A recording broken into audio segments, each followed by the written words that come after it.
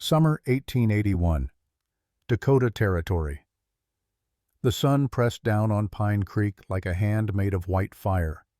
The dirt street running through the center of town was rutted deep from wagon wheels, the edges marked with hoof prints baked hard as stone.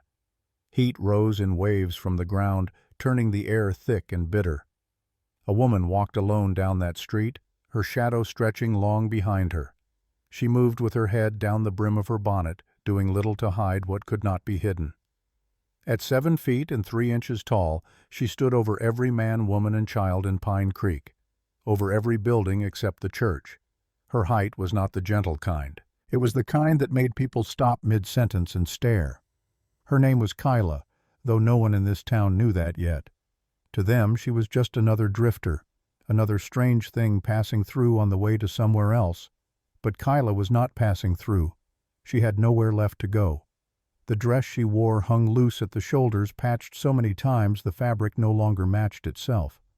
The neckline had stretched and torn over the years, showing more of her chest than she wanted. But she had no other dress, no other anything. The boots on her feet were stiff and too small, the leather cracked at the toes. Every step sent a dull ache up through her legs. She kept her eyes on the ground, but she could feel the weight of their stares. The women outside the general store, the men leaning against the saloon posts, the children who stopped playing to watch her pass. She had learned long ago not to meet their eyes. It only made things worse. Her hands were clasped tight around a few coins, just enough for flour and coffee, maybe a bit of salt if there was any left over. She had been walking since dawn, and her stomach had been empty since yesterday. The coins slipped from her grip before she even reached the steps of the mercantile. They hit the wooden boards with a sharp clink, then bounced into the dust. One rolled toward the street.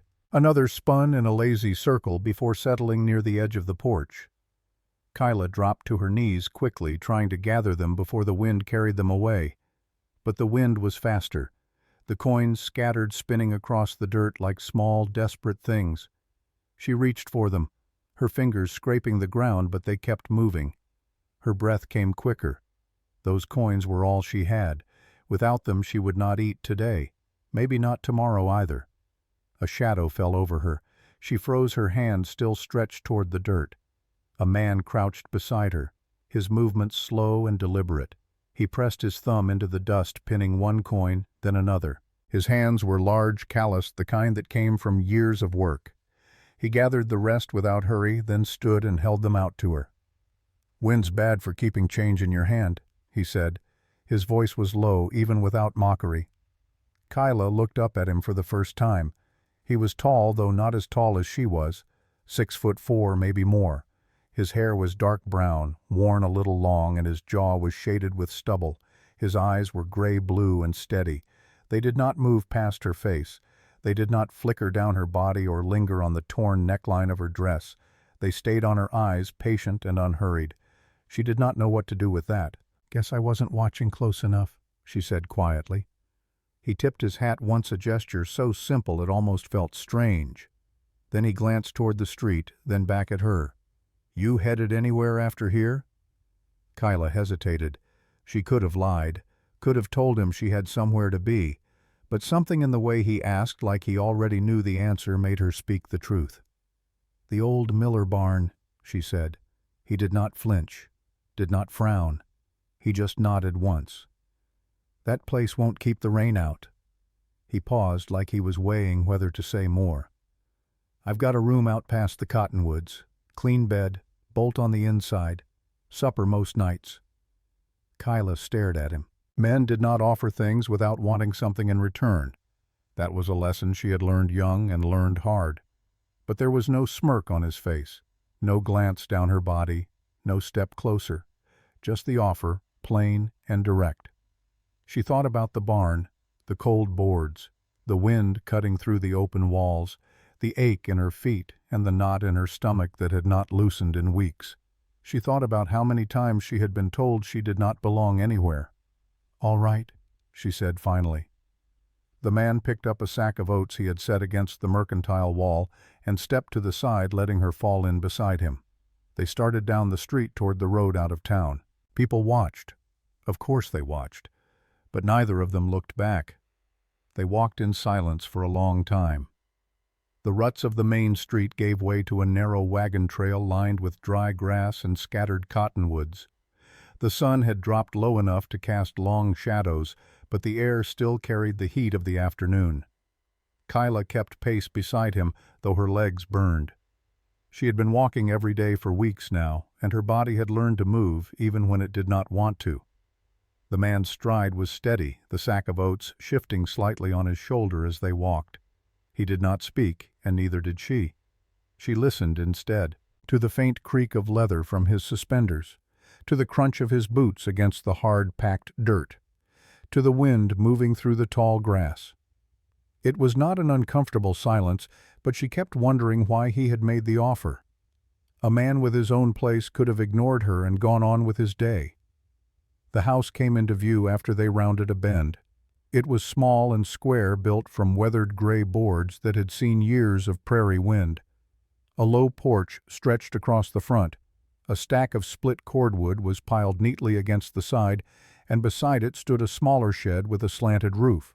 No other buildings in sight. No neighbors close enough to hear a raised voice. Kyla noticed that. "Been here long?" she asked, her voice careful. "Going on 4 years," he said, stepping up onto the porch. "Wasn't much when I bought it. Fixed it up between hauls." He opened the door and held it for her. "A man needs a place to come back to." Inside, the air was cooler. The scent of pine soap and strong coffee hung in the room. A plain wood table sat near the window. A cook stove rested in the corner with a kettle on top. The floors were swept clean. There was no clutter, just the kind of order that came from one person living alone. The man set the oats down and motioned toward a short hallway. "Room's back here." She followed him to a narrow space at the rear of the house. A small bed sat under a single window. A folded quilt lay at the foot. A washstand with a basin and pitcher stood against the wall, and on the inside of the door there was a bolt, clean, oiled, easy to slide. "You can lock it from in here," he said, tapping the bolt once. "No one comes around. Nearest place is a mile off." Kyla stepped inside fully, her hand brushing the smooth wood of the door frame. She had not had a door she could lock since she left her people. For a moment she did not trust her voice, so she just nodded. The man stood in the hall, not crowding her. "I'm gone most mornings with the freight teams. Back before sundown unless something keeps us. There's beans, flour, and coffee in the pantry. Water barrels out back. You'll see the pump." She looked at him, then trying to read him. "You sure about this?"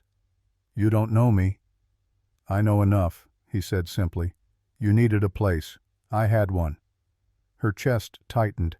She was not used to someone stating it that plainly without weighing what they might get in return. "Name's Daniel," he added. "Daniel Reed." "Kyla," she said quietly. He nodded once, then stepped back toward the kitchen. "You eat yet?" She shook her head. "Stew's on the stove. There's enough for 2. That evening they ate at the table with the lamp casting a soft circle of light between them. Daniel did not push her to talk.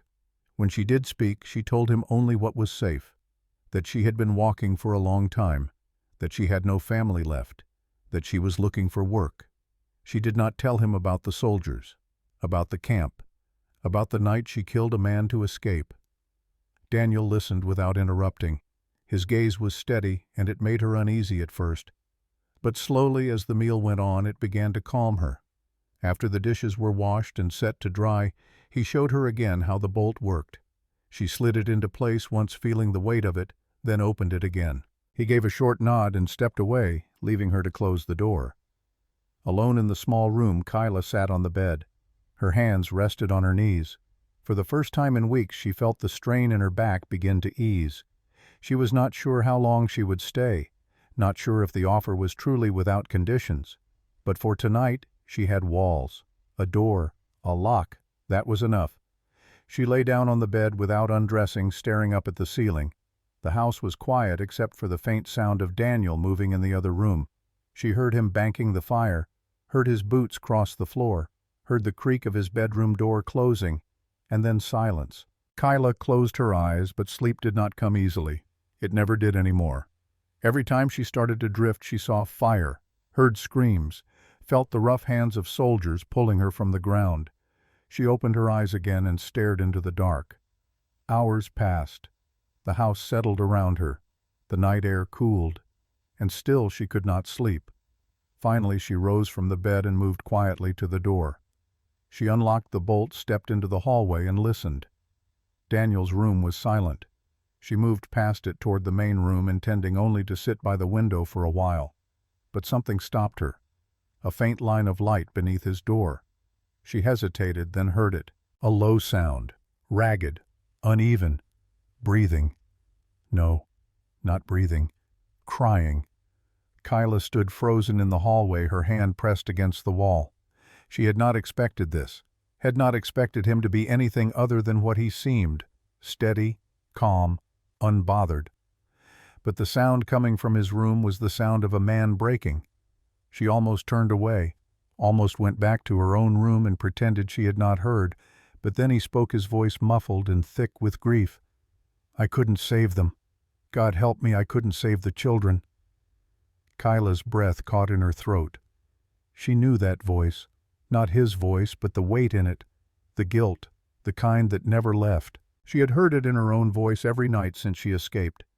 She stood there in the dark hallway listening to a stranger's pain and felt something crack open inside her chest. She did not know who Daniel Reed was, did not know what he had done or what he carried, but she knew in that moment that he was haunted, just like her. The next morning, Kyla woke to the sound of boots crossing the porch. She lay still, listening to the faint scrape of metal as Daniel worked the stove.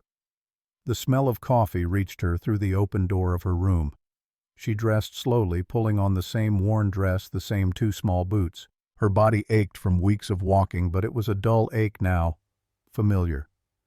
When she stepped into the kitchen, Daniel was pouring coffee into 2 tin mugs. He glanced at her once, not startled to see her, just acknowledging. "Morning," he said. "Morning." She answered, her voice low from sleep. He nodded toward the table. "Sit. Bread's fresh." They ate in quiet. She watched him between sips of coffee. His movements were deliberate, not slow, but measured. His face showed no sign of the grief she had heard last night. No redness around his eyes, no tremble in his hands.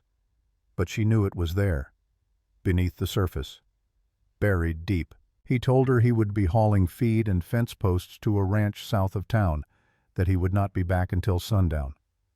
"If you need anything," he said, "Mercantile's got a line of credit for me. Just tell them you're staying here." Kyla hesitated. "You're trusting me with that." He met her eyes.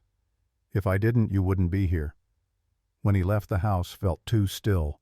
She spent the morning wiping down the table, sweeping the floors, going through the pantry. The beans, flour, and jerky were enough to keep her fed. She decided she would make something decent for supper. It had been too long since she had cooked in a real kitchen. But as she worked, her mind kept drifting back to the sound of his voice in the night. I couldn't save them. Who were they? What had he done? And why did it matter to her? That evening she made beans with a bit of the salted pork she found wrapped in paper. She set the table, lit the lamp, and waited. When Daniel came through the door, dust in his hair and sweat darkening his shirt, he paused at the threshold. His eyes moved to the table, to the food, to her. "This is good," he said quietly. They ate in silence again, but this time the silence felt heavier. After the dishes were washed, Kyla stood by the window looking out at the darkening prairie. She felt Daniel's presence behind her, steady and unhurried. "You didn't sleep last night," she said without turning around. He did not answer right away. "No," he said finally. "Bad dreams. Something like that." She turned to face him then. His expression had not changed, but his eyes had. They were darker now, tired. "I heard you," she said. He looked at her for a long moment. Then he nodded once. "I figured you might." Kyla crossed the room slowly, stopping a few feet away from him. She did not know why she was doing this, did not know what she hoped to find, but she needed to know. "Who were they?" she asked. The ones you couldn't save. Daniel's jaw tightened. He looked away toward the stove, toward the window, anywhere but at her. Children, he said finally. Apache children. The word hit her like a fist. Apache. Her breath stopped. Her heart slammed hard against her ribs. He did not know. Could not know. She had hidden it so carefully. The way she spoke, the way she dressed, the way she kept her head down and her past buried. But now, standing in this small kitchen with this man who had given her shelter, she felt the weight of it pressing down on her chest. Daniel kept talking, his voice low and strained. I was a soldier, years ago, before I left the service. We were sent to clear out a camp near Slim Buttes. Kyla's hands clenched into fists at her sides. Slim Buttes. She knew that name. Everyone did. It was a massacre, a slaughter. I tried to stop it, Daniel continued. Tried to pull some of them out before the fires spread. I got 2 kids out, a boy and a girl. But their mother... He stopped, swallowed hard. I couldn't reach her in time. And then one of the officers... He shot the kids anyway. Said they'd grow up to be a threat. His voice broke on the last word. Kyla stood frozen. Her mind was spinning. Her chest was tight. This man, this kind, quiet man who had offered her shelter without asking for anything in return. He had been there. He had been part of it. She did not know what to say, did not know what to feel. Rage, grief, fear, all of it tangled together in her throat. Daniel looked at her, then his eyes red-rimmed but steady. I left the service after that. Couldn't do it anymore. Couldn't be part of it. I've been trying to, I don't know, make up for it, I guess, even though I know I can't. Kyla's voice came out flat, cold. You can't. He nodded. I know. She turned away from him, her hands shaking. She wanted to leave, wanted to walk out that door and never look back, but she had nowhere to go, and somewhere deep in the back of her mind a voice whispered that maybe, just maybe, he was telling the truth. That night, Kyla lay in her bed staring at the ceiling. She did not sleep, could not sleep. When the house finally settled into silence, she rose and moved quietly down the hallway. She stopped at Daniel's door, and beneath it, faint but unmistakable, she saw the edge of something, a wooden box, old, dusty. She knelt down and pulled it toward her, her hands trembling. Inside was a military badge, a folded letter, and at the bottom, stained with something dark and old, a piece of cloth, Apache cloth. Her breath hitched. She unfolded the letter carefully. The handwriting was shaky, desperate. Forgive me for what I did at Slim Buttes. I cannot forgive myself. It was signed, Daniel Reed. Kyla sat back on her heels, the letter clutched in her hands. He had been there. He had been part of the horror that destroyed her people, and now she was living in his house. Morning came too soon. Kyla had not slept. She had sat on the floor of the hallway for hours, the letter in her hands, the military badge cold against her palm. When the first light began to creep through the windows, she had carefully placed everything back in the box and slid it beneath Daniel's door. Then she had gone to her room, closed the door, and waited. She heard him rise, heard the creak of floorboards as he moved through the house, heard the stove being lit, the coffee being poured. The same sounds as yesterday, as if nothing had changed. But everything had changed. Kyla dressed slowly, her fingers clumsy on the buttons of her dress. Her mind kept circling back to the letter, to the words written in desperate, shaking hand. Forgive me. She did not know if she could. When she finally stepped into the kitchen, Daniel was standing by the stove, his back to her. He did not turn around immediately, just stood there still as stone. Coffee's ready, he said quietly. His voice carried no expectation, no demand, just the simple offer. Kyla moved to the table and sat down. Daniel poured her a cup, set it in front of her, then took his seat across from her. The silence between them was thick and heavy, different from before. He knew she had found the box. She could see it in the way he held himself, tense, waiting. Finally he spoke. You went into my room. It was not a question, Not an accusation, just a statement of fact. "I did," Kyla said. Daniel nodded slowly. He wrapped his hands around his own cup, but did not drink. "Then you know." "I know you were a soldier. I know you were at Slim Butte's." Her voice was steady, but her hands were not. She pressed them flat against the table to still them. Daniel closed his eyes for a moment, then opened them again. "I need you to understand something," he said. "I'm not asking for forgiveness. I don't deserve it. What I did, what I was part of, there's no making that right." "Then why tell me?" Kyla asked. "Why keep that letter? Why stay here alone trying to help people you don't even know?" Daniel's jaw tightened. "Because if I don't try, then I'm still the man who stood by and let it happen. I can't bring those children back. Can't undo what was done. But if I can give someone like you a place to stand, maybe when I die, I'll know I tried." Kyla stared at him. She wanted to be angry, wanted to hate him, but all she felt was a deep, aching sadness, because she understood. She understood what it meant to carry blood on your hands, to wake up every night and see the faces of the dead, to know that no matter how far you ran, you could never outrun what you had done. "I killed a man," she said suddenly. Daniel looked up, surprise flickering across his face. 6 months ago. A soldier. He was guarding me at Fort Robinson." The words came out flat, clinical, as if she were talking about someone else. "They kept me there like an animal, like something to study, because of my height, because I was Apache. They wanted to know why I was so tall, wanted to measure me, document me." Her voice cracked on the last word. "One night I got loose from the restraints. The guard came in to check on me. I didn't think. I just moved, grabbed his head and twisted until I heard it snap." She looked down at her hands. They were shaking now, trembling against the wood.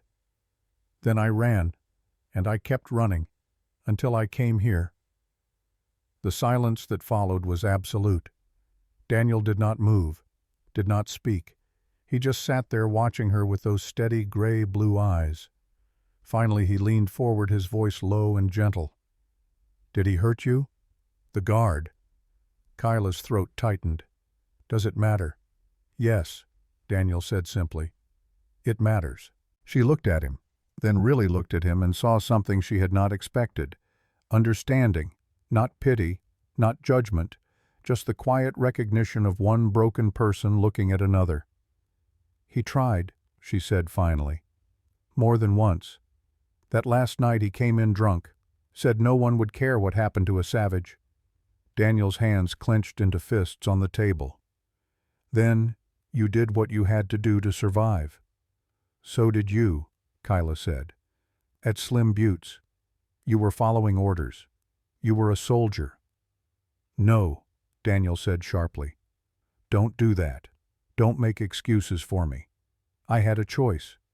I could have said no, could have walked away, but I didn't. I stood there and watched it happen." His voice dropped to barely a whisper. "And when I finally did try to help, it was too late.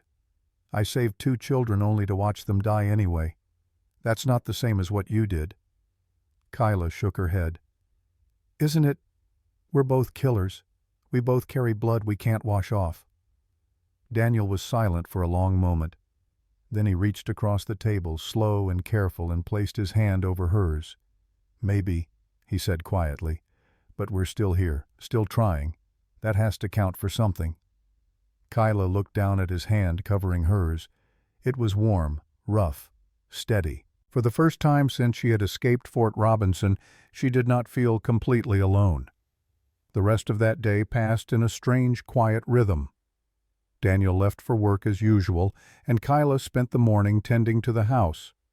But her mind was not on the chores. It was on the conversation they had shared, on the weight that had lifted just slightly from her chest. She understood now why Daniel had offered her shelter, why he had asked for nothing in return. He was trying to save someone, anyone, because he could not save the ones who mattered most. In the afternoon, Kyla decided to walk into town. She needed to see the place in daylight, needed to know if it was safe. Pine Creek was small. A single dirt street lined with wooden buildings. A mercantile, a saloon, a church at the far end, a few homes scattered beyond the main road, and at the edge of town a small house with a sign that read, Martha Brennan Midwife. Kyla had heard the name before. Daniel had mentioned her once, said she was the only person in town who would treat anyone regardless of who they were or where they came from. Kyla stood outside the house for a long moment, debating whether to knock. Finally she raised her hand and rapped twice on the door. It opened almost immediately. A woman in her late 50s stood in the doorway. She was short, gray-haired, with sharp eyes that missed nothing. She looked Kyla up and down once, then stepped aside. "Come in," she said simply. Kyla hesitated, then stepped inside. The house was small but tidy. Shelves lined the walls filled with jars of herbs, bandages, and medical instruments. A table sat in the center of the room covered with a clean white cloth. Martha closed the door and turned to face her. "You're the one staying with Daniel Reed?" It was not a question. "I am," Kyla said. Martha nodded slowly, her eyes never leaving Kyla's face. "You're Apache." Kyla's breath caught. She had been so careful, so cautious. How did this woman know Martha must have seen the panic in her eyes because she held up a hand? "Don't worry, I'm not going to tell anyone, but I've seen enough to know, the way you move, the way you hold yourself, and those scars on your wrists." Kyla looked down at her hands. The scars were faint, but they were there. Thin white lines where the restraints had cut into her skin night after night. "How do you know?" Kyla asked quietly. Martha sighed and moved to the table, gesturing for Kyla to sit. "Because I used to work at Fort Robinson, as a nurse. I saw what they did to people like you, saw how they treated prisoners, how they treated the tribes." Her voice was bitter. "I couldn't stand it anymore, so I left, came here, started helping people the way I should have helped them back then." Kyla sat down slowly, her mind racing. "You worked at Fort Robinson?" "For 3 years," Martha said. "Hated every minute of it. But I stayed because I thought I could make a difference, thought I could help." She shook her head. "I was a fool." Kyla leaned forward. "Do you remember a woman tall, Apache, kept in the medical wing?" Martha's eyes widened slightly. "That was you." Kyla nodded. Martha sat down heavily in the chair across from her. "I remember. They brought you in 6 months ago. Said you were a curiosity, something to study. I tried to make them treat you like a person, but they wouldn't listen." Her voice dropped. "I heard you escaped. Heard you killed a guard on your way out." Kyla's hands clenched in her lap. "He deserved it." "I know," Martha said quietly. "I know what he did, what he tried to do." She reached across the table and placed her hand over Kyla's. "I'm glad you got out, and I'm glad you're here." Kyla felt tears prick at the corners of her eyes. She blinked them back, but one escaped sliding down her cheek. "Why are you telling me this?" Martha squeezed her hand gently. "Because you need to know you're not alone, and because if anyone comes looking for you, I'll make sure they don't find you." Kyla stared at her. "Why would you do that?" Martha smiled, sad and tired. "Because I couldn't help you then. But I can help you now." Kyla walked back to Daniel's house in a daze. Her mind was spinning with everything Martha had told her. The woman had been there, had seen what happened, had known, and she was willing to protect her. When she reached the house, Daniel was already home. He was sitting on the porch whittling a piece of wood. He looked up as she approached. "You all right?" he asked. Kyla nodded and sat down beside him. "I met Martha." Daniel's hands stilled. "She told you?" "She told me she worked at Fort Robinson, that she knows who I am." Daniel set the knife and wood aside. "Martha's a good woman. If she says she'll keep your secret, she will." Kyla looked at him. You knew she worked there." "I suspected," Daniel said. "She never talks about her past, but I've seen the way she looks at soldiers when they come through town. The way she tenses up." He paused. "I figured she'd seen things she couldn't forget." Kyla nodded slowly. They sat in silence for a while, watching the sun sink lower on the horizon. The air was cooling, and the first stars were beginning to appear. Finally, Kyla spoke. "I don't know if I can stay here." Daniel looked at her. "Why not?" "Because you were part of it. Because every time I look at you I see what happened to my people, and I don't know if I can live with that." Daniel nodded slowly. "I understand. And if you need to go, I won't stop you. But I want you to know something." He turned to face her fully. "I can't change what I did. Can't undo it. But I can make sure you have a safe place for as long as you need it. No conditions, no expectations, just a place to stand." Kyla looked at him, at the honesty in his eyes, and felt something shift inside her. "Why?" she asked. "Why do you care so much?" Daniel was quiet for a long moment. Then he spoke, his voice barely above a whisper. "Because I couldn't save them. But maybe I can save you." That night Kyla lay in her bed staring at the ceiling. She thought about everything that had happened, about Daniel's confession, about Martha's kindness, about the weight of the past and the uncertainty of the future. And for the first time since she had escaped Fort Robinson, she allowed herself to hope. Maybe she could stay here. Maybe she could build something new. Maybe she could find a way to live with the ghosts that haunted her. She closed her eyes and let sleep take her. But in the next room, Daniel lay awake, tormented by dreams of fire and screaming children, and neither of them knew that their fragile peace was about to be shattered. 3 days later, a man rode into Pine Creek. He was tall, broad-shouldered, with a hard face and cold eyes. He wore a badge on his chest and a gun on his hip. His name was Marshal Dalton Cross, and he was looking for someone, an escaped prisoner, an Apache woman, abnormally tall, armed and dangerous. He stopped at the mercantile, first asking questions, then the saloon, then the boarding house. No one had seen her, but Dalton was patient. He had tracked fugitives across half the territory. He knew how to wait, how to watch, how to listen. And he knew she was here. He could feel it. That evening he knocked on Daniel Reed's door. Daniel opened it, his face calm, but his eyes wary. "Help you?" he asked. Dalton smiled, but it did not reach his eyes. "I'm looking for someone. An escaped prisoner from Fort Robinson. Apache woman, very tall.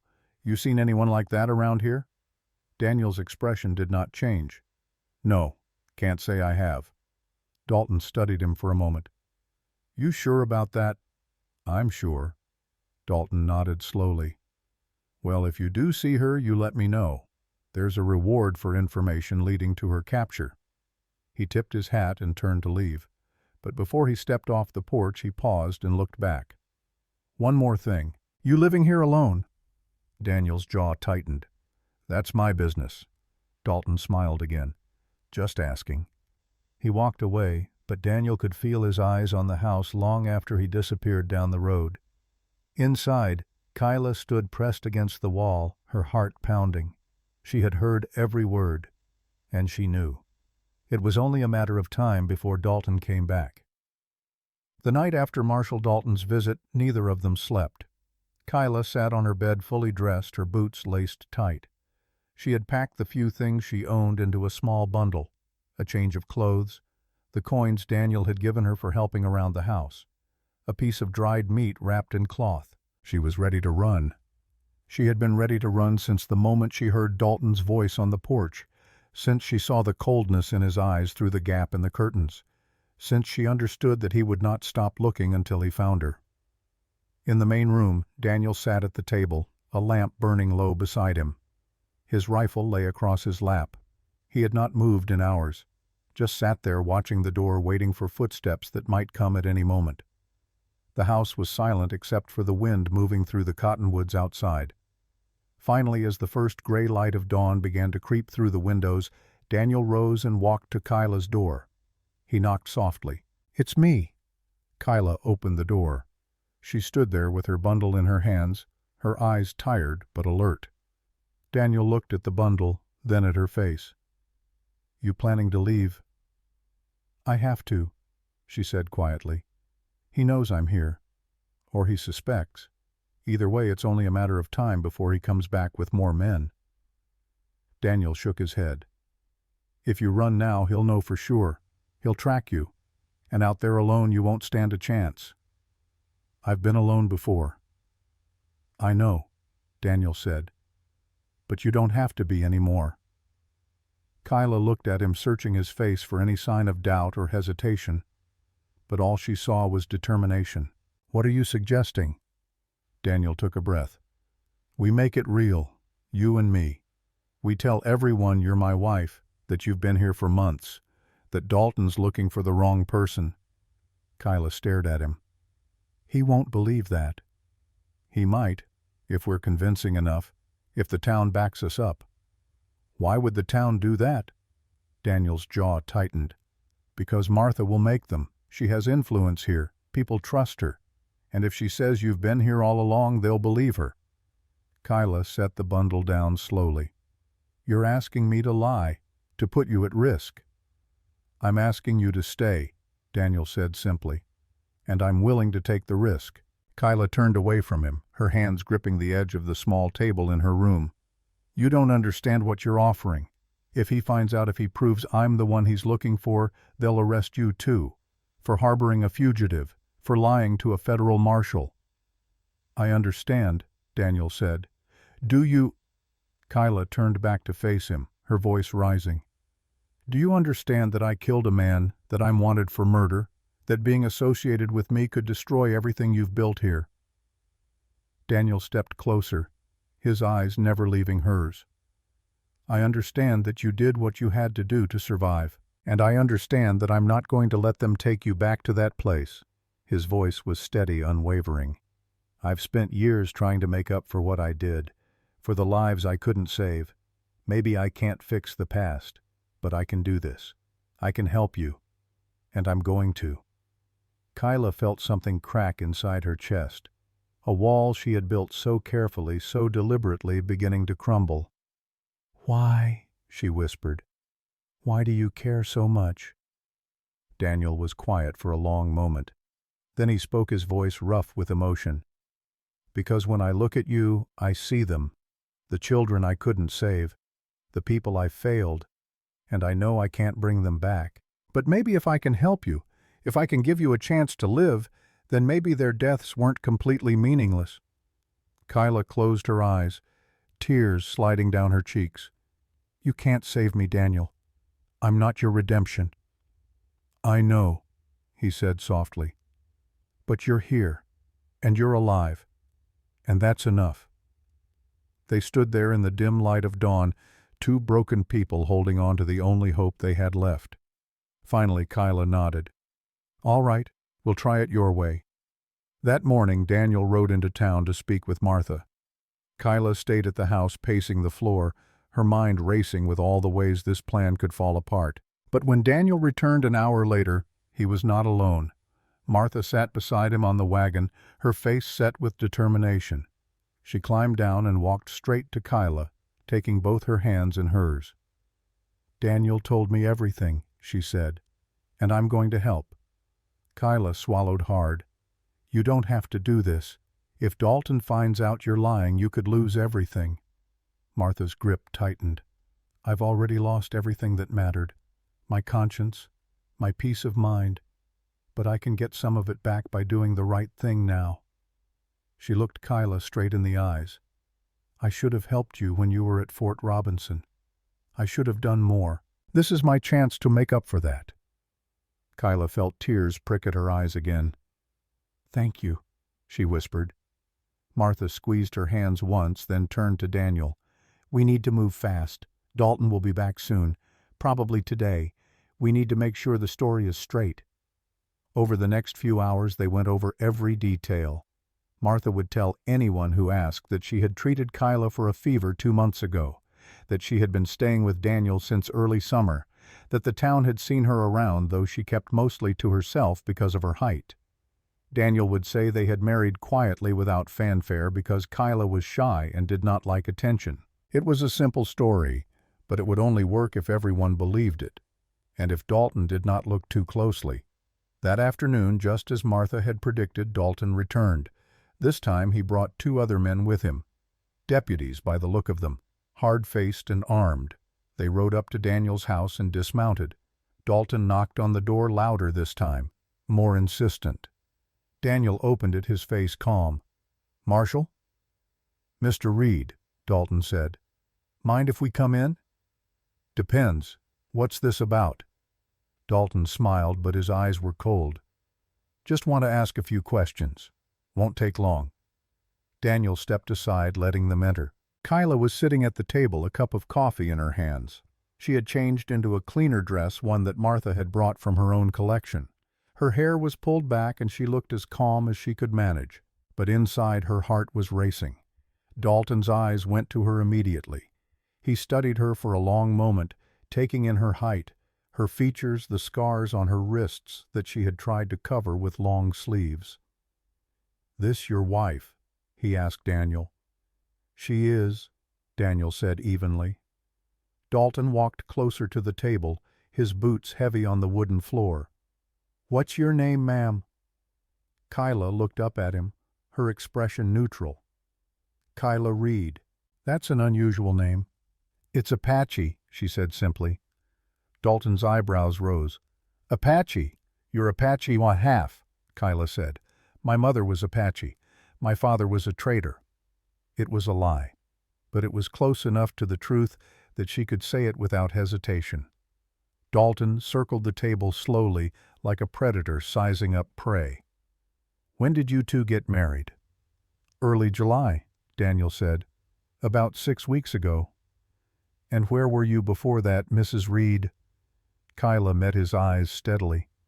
"I was working as a laundress in a settlement near the Black Hills. The work dried up, so I came here looking for something new."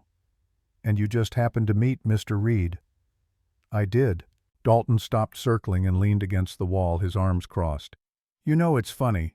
I'm looking for a woman who fits your description almost perfectly. Tall, Apache, and she escaped from Fort Robinson about 6 months ago." Kyla's hands tightened around the coffee cup, but her face did not change. "I've never been to Fort Robinson." "You sure about that?" "I'm sure." Dalton pushed off the wall and walked to the door. He opened it and gestured to one of his deputies. "Bring the witness." Kyla's stomach dropped. A moment later a man stepped into the house. He was young, maybe 25, with a thin face and nervous eyes. He wore a military uniform. "He was a soldier from Fort Robinson." Dalton gestured to Kyla. "This her." The soldier looked at Kyla, his eyes narrowing. He studied her face, her height, the way she held herself. Kyla forced herself to breathe slowly, to stay calm. Finally the soldier shook his head. "I don't think so. The woman I saw had shorter hair, and she had a tattoo on her shoulder, some kind of symbol." Dalton's jaw tightened. "You sure?" "Pretty sure. I mean, she's tall, but the face doesn't match." Kyla's tattoo was hidden beneath the long sleeves of her dress. The symbol of her clan inked into her skin when she was 15. If she had been wearing her old clothes, the soldier would have seen it, would have recognized her. But Martha had made sure she was dressed differently, had covered every mark that might give her away.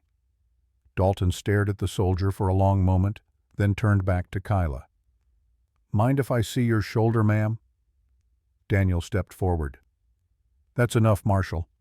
My wife doesn't have to prove anything to you. You've asked your questions. The soldier says it's not her. You've got no reason to stay." Dalton's eyes flicked to Daniel, then back to Kyla. "I'm just being thorough." "You're being intrusive," Daniel said, his voice hard.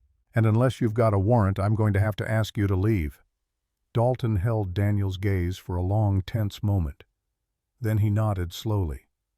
"All right, we'll go. For now." He walked to the door, his deputies following. But before he stepped outside, he turned back one last time. "If I find out you're lying to me, Mr. Reed, I'll come back. And next time I won't be so polite." The door closed behind him. Kyla and Daniel stood frozen, listening to the sound of horses riding away.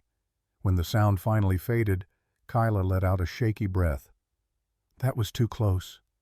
Daniel nodded, his jaw tight. "But we got through it." Kyla looked down at her hands. They were trembling. "He's not done. He'll come back." And next time he might bring someone who actually recognizes me. Daniel moved to the window watching the road. Then we need to be ready. That night after the house had settled into silence, Kyla could not sleep. She lay in her bed staring at the ceiling, replaying every moment of the confrontation with Dalton. Every word, every look. She knew they had been lucky. The soldier had not recognized her, but luck would not hold forever. She rose from the bed and walked quietly to the main room. Daniel was sitting at the table again, the lamp burning low. He looked up as she entered. "Can't sleep either?" he asked. She shook her head and sat down across from him. They were silent for a while, just sitting in the dim light. Finally Daniel spoke. "I need to tell you something. About Slim Buttes." Kyla looked at him. "You don't have to." "I do," he said. "You need to know the whole truth." He took a breath, his hands clasped on the table. "It was autumn, 1876. We were sent to clear out a village. The orders were to remove the tribe by any means necessary. I was young, 29. I'd been in the army for 3 years. His voice was steady, but Kyla could hear the pain beneath it. When we got there, the village was quiet, peaceful. There were women cooking, children playing, old men sitting by the fires. He paused, his jaw working. Our commander gave the order to burn the lodges, to force everyone out. I thought he meant we'd round them up, move them to a reservation, but that's not what happened. Kyla's hands clenched in her lap. They started shooting. Anyone who ran, anyone who resisted. I tried to stop it, tried to pull people out of the burning lodges. I got to one woman and 2 children, a boy and a girl, maybe 6 and 8 years old. His voice broke.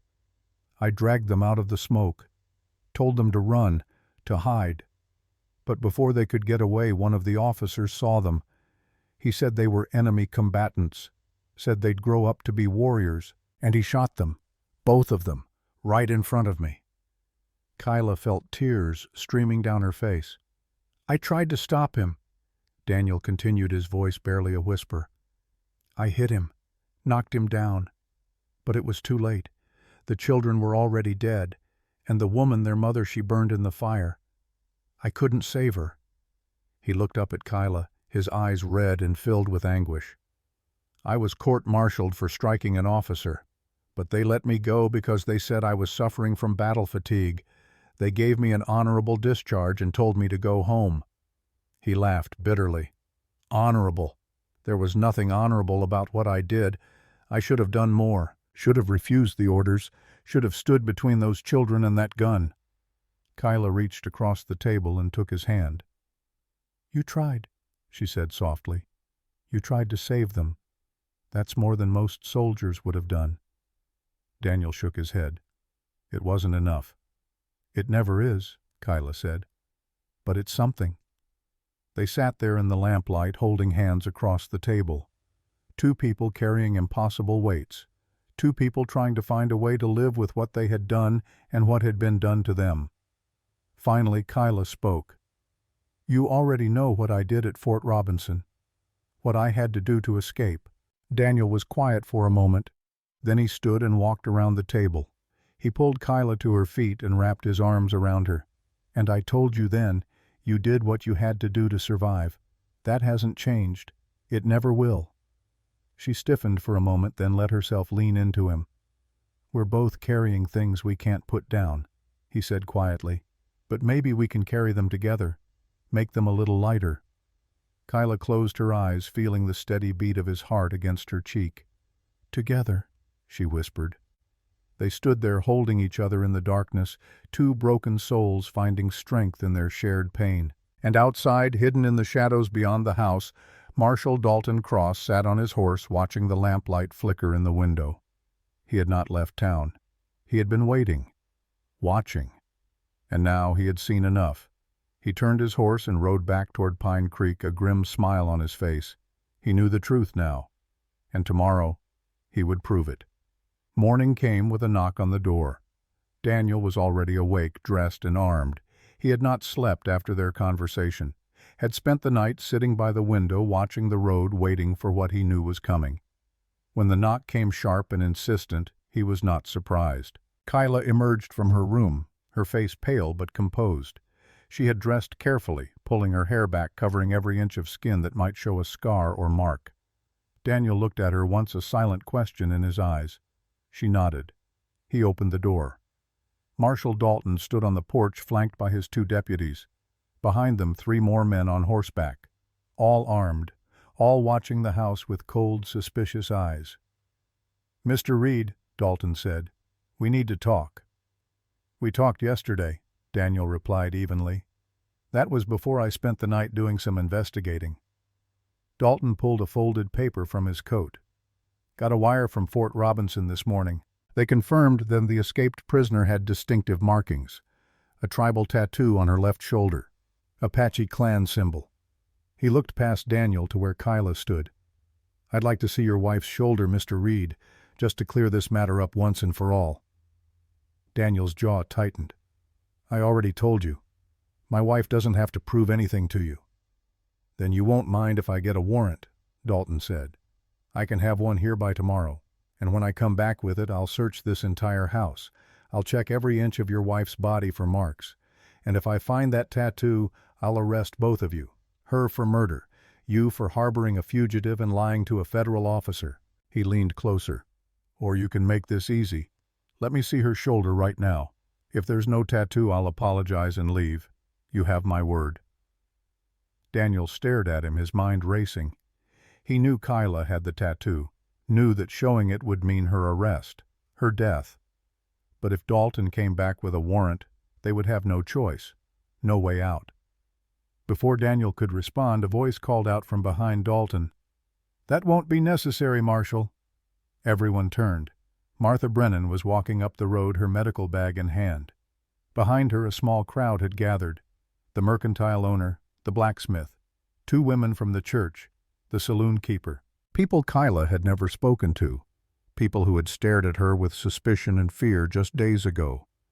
Now they stood together, a wall of bodies between Dalton and the house. Martha walked right up to the marshal, her chin raised. "Mrs. Reed is my patient. Has been since she arrived in Pine Creek 2 months ago. I treated her for fever and exhaustion, and I can tell you with absolute certainty that she does not have any tribal tattoos." Dalton's eyes narrowed. "You're sure about that?" "I examined her myself," Martha said firmly. "When someone has a fever, you check their entire body for signs of infection. I saw her shoulders, her back, her arms. No tattoos." The mercantile owner stepped forward.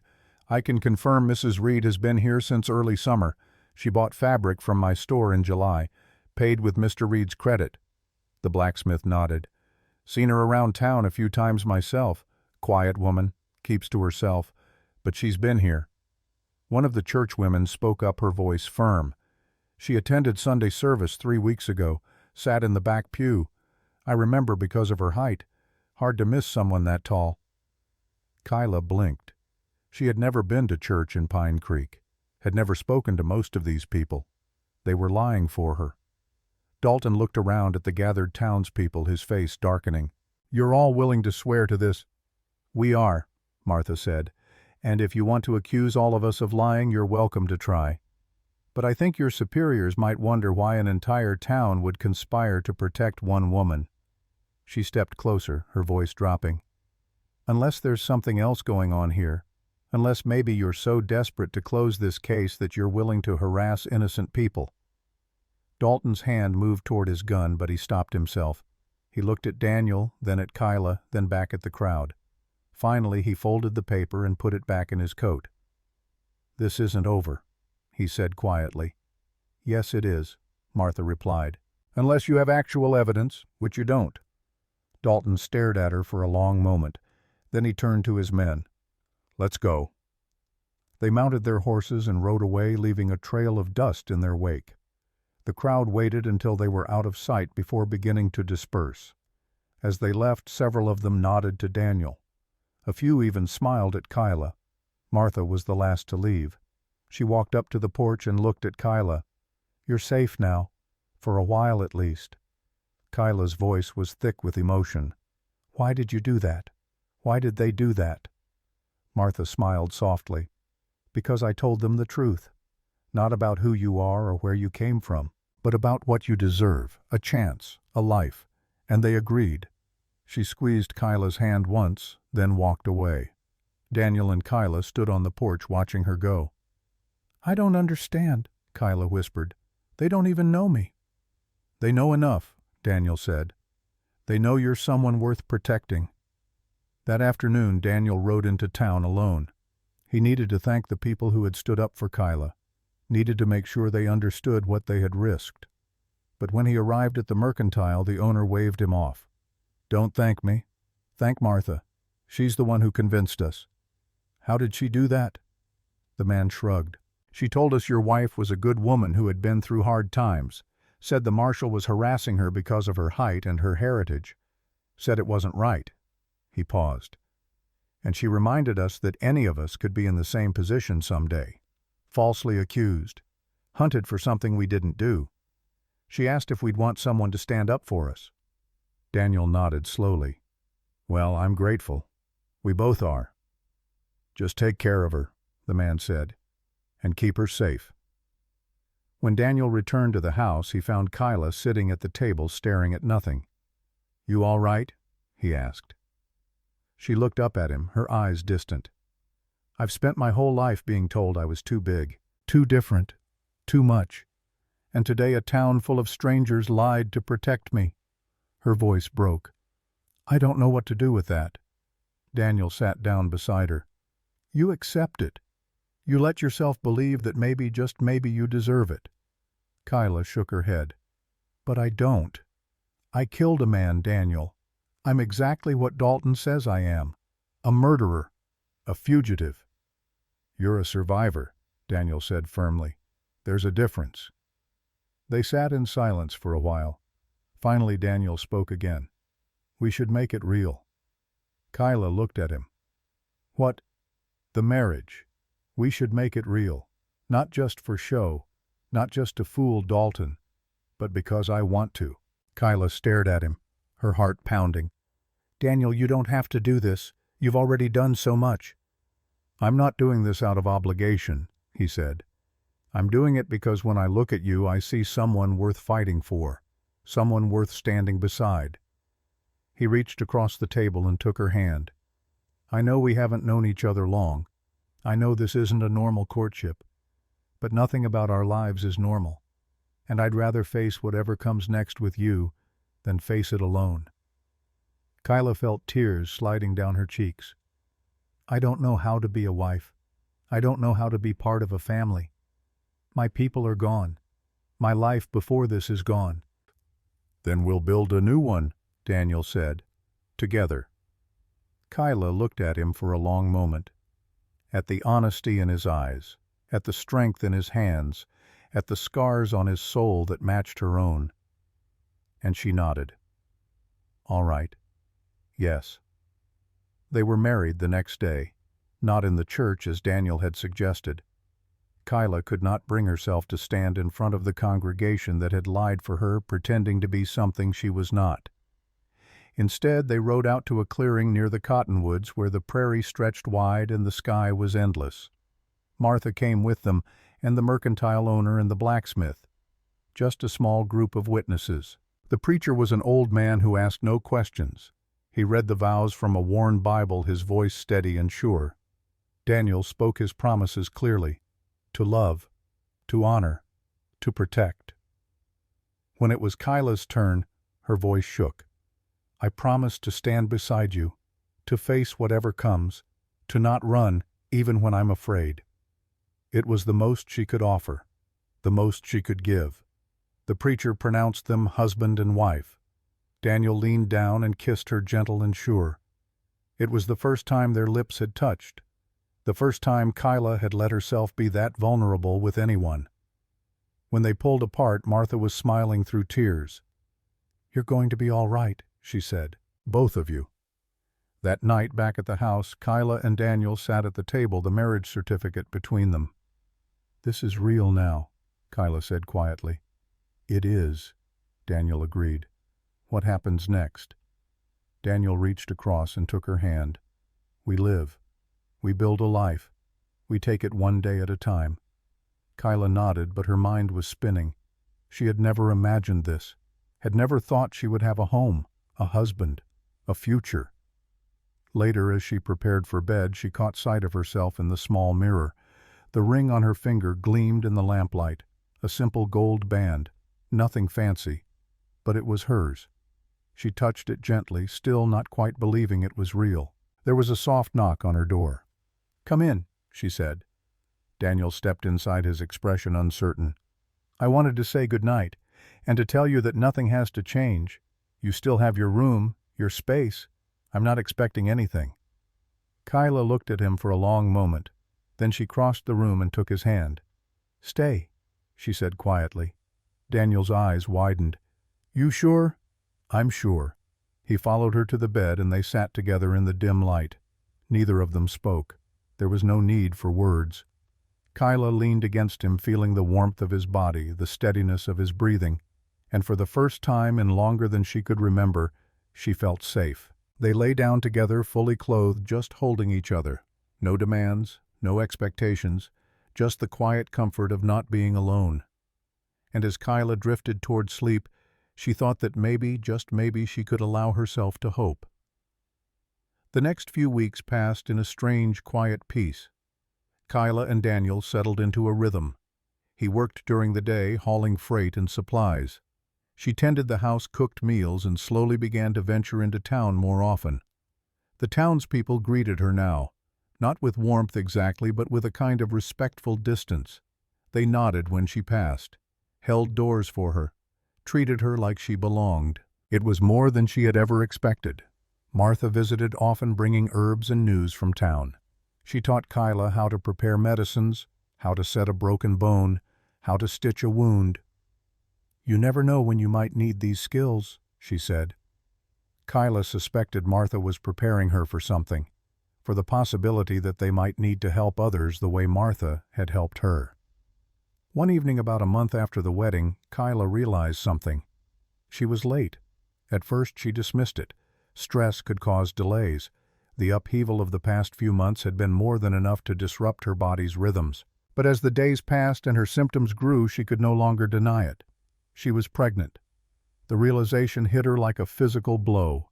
She sat on the edge of the bed, staring at the calendar she had marked with faint pencil lines, counting and recounting. 6 weeks late. Maybe 7. Her hand moved to her stomach, flat and unchanged for now. But she knew. Deep in her bones, she knew. She had been told all her life that her body was wrong, that she was too tall, too strange, too different to ever be a proper woman, that no man would want her. And if one did, her body would never give him children. But here she was, carrying life. She did not know how to feel. Fear, wonder, disbelief. All of it crashed over her in waves. That evening when Daniel came home, she was sitting at the table, her hands clasped tight. He knew immediately that something was wrong. "What is it?" he asked, crossing to her. Kyla looked up at him, her eyes bright with unshed tears. "I'm pregnant." Daniel froze. For a moment he just stared at her, as if the words had not quite registered. Then he sank into the chair beside her. "You're sure?" "As sure as I can be. I've been counting. I'm late, and I feel different." Daniel's hand moved to cover hers. "How do you feel about it?" Kyla let out a shaky breath. "I don't know. Terrified. Amazed. I was told this could never happen." "Why?" "Because of my size. Because I'm different. The women in my tribe, they said my body wasn't made for bearing children, that I was built for other things." Her voice dropped. "I believed them." Daniel squeezed her hand. They were wrong. Kyla looked at him, searching his face. "Are you happy about this?" Daniel's eyes were bright, his voice rough with emotion. "Happy doesn't even begin to cover it. Kyla, this is a second chance, for both of us. A chance to create something good.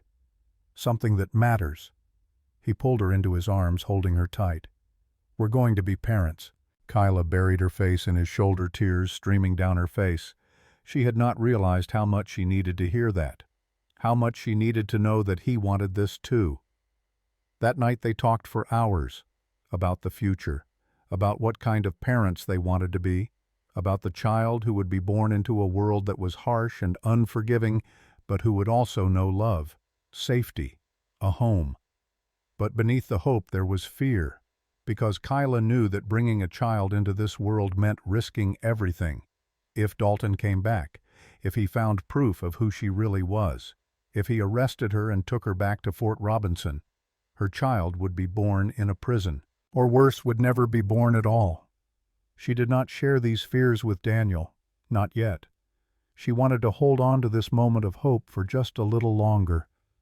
But deep down she knew the peace they had found was fragile, and it would not last. 2 days later Martha came to the house. Her face was grave. "We need to talk," she said. Daniel and Kyla sat at the table while Martha paced the room. "I got word from a contact in Fort Robinson," she said finally. "Dalton didn't give up. He's been writing letters, asking questions, digging into your past, Daniel." Daniel's jaw tightened. "What did he find?" "He found your military records, your discharge papers, the court-martial." Martha looked at Kyla. "And he's starting to put pieces together. He knows you were at Slim Buttes. He knows the timeline. And he's wondering why a former soldier with a history of defending natives would suddenly have an Apache wife." Kyla felt her stomach drop. "He's going to come back." "Yes," Martha said. "And this time he'll have evidence. Not enough to prove you're the escaped prisoner, but enough to make your lives very difficult."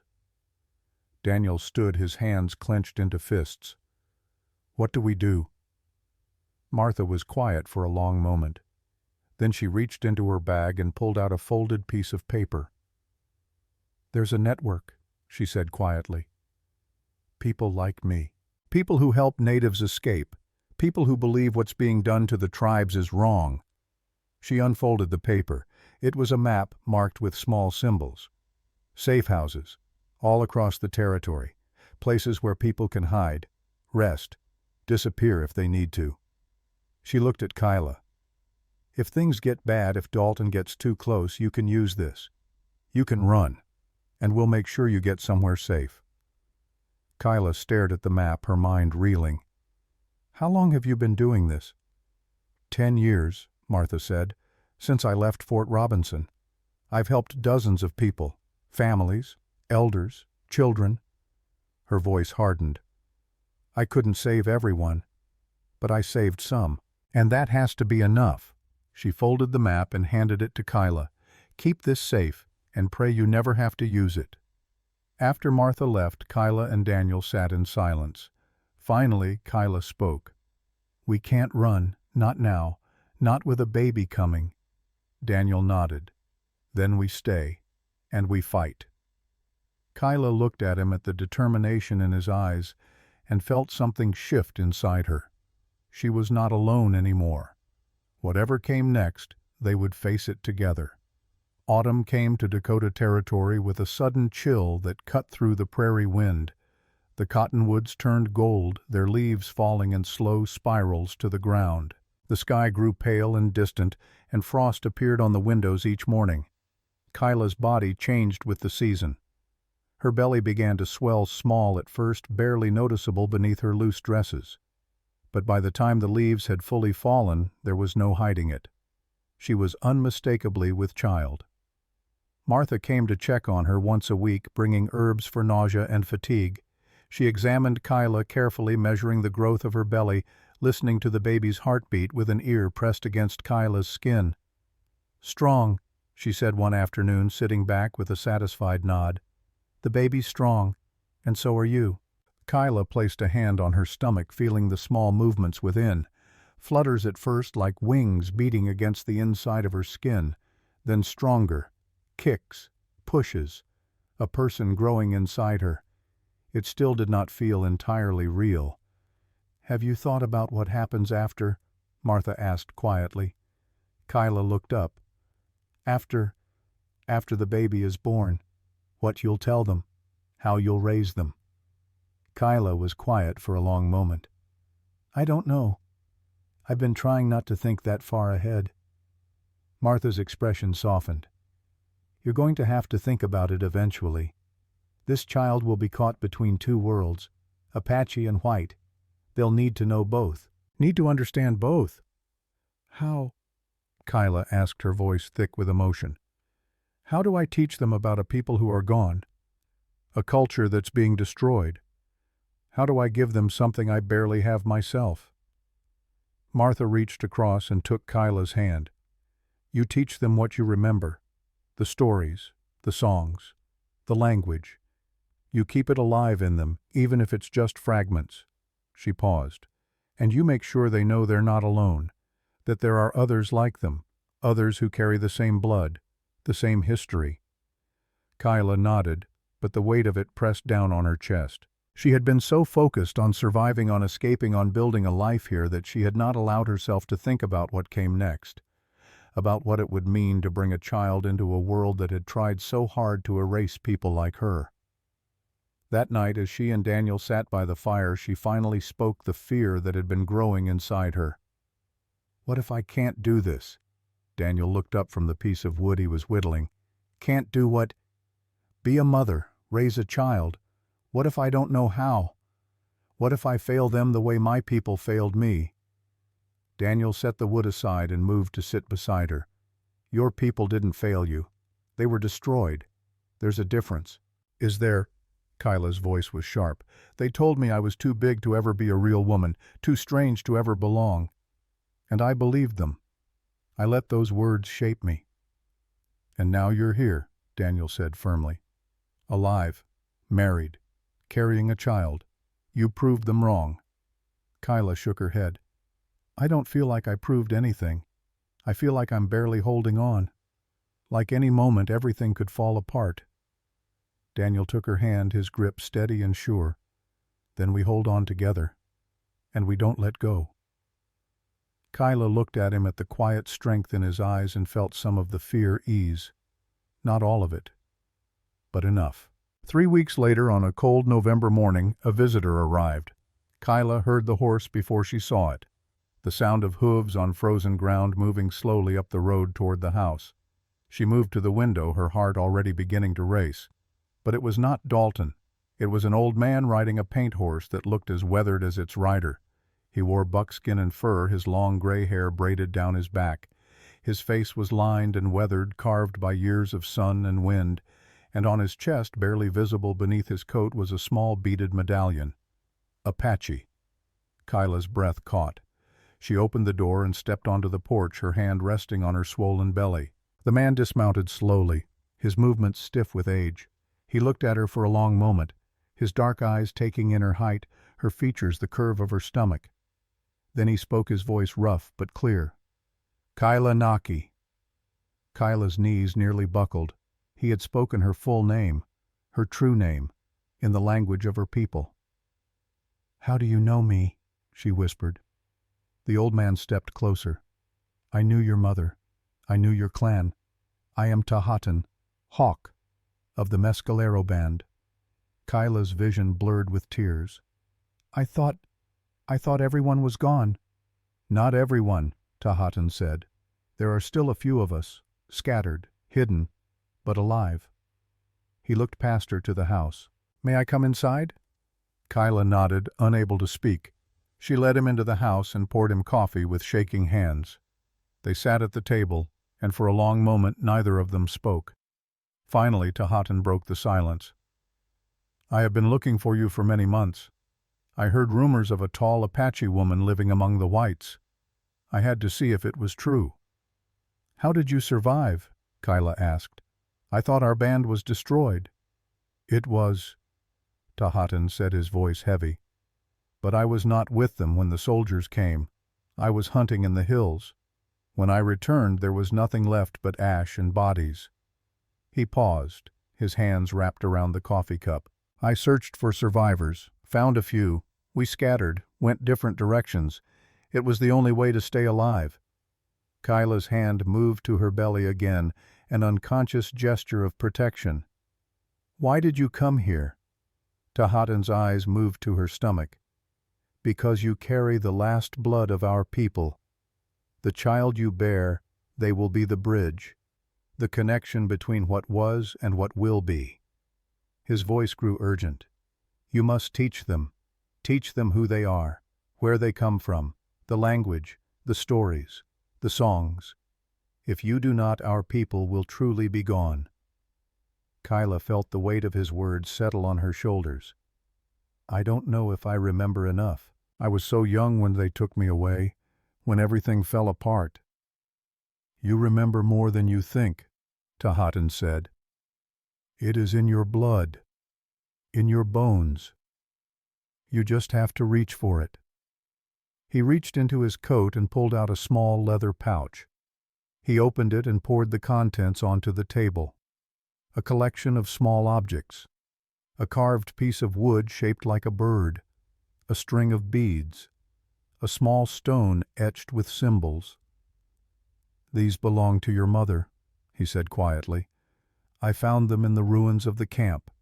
I have been carrying them ever since, hoping to find you. Kyla picked up the carved bird with trembling fingers. She remembered it. Remembered her mother holding it, running her thumb over the smooth wood while she told stories by the fire. The memories came flooding back. Her mother's voice, the smell of sage burning, the sound of drums in the distance. She pressed the bird to her chest and wept. Tahatan waited until her tears had slowed before speaking again. There is something else you must know. You are not the only one who survived. Your brother, he lives. Kyla's head snapped up. My brother. But he was just a child. I thought he died. He was taken, Tahatan said, sent to one of the boarding schools. But he escaped 2 years ago. He is living now with a family in the Black Hills. He takes a white name, works as a laborer, but he remembers who he is. Kyla could barely breathe. Does he know about me? He knows you were taken to Fort Robinson. He does not know you escaped, does not know you are here. Tahatan leaned forward. I can get word to him.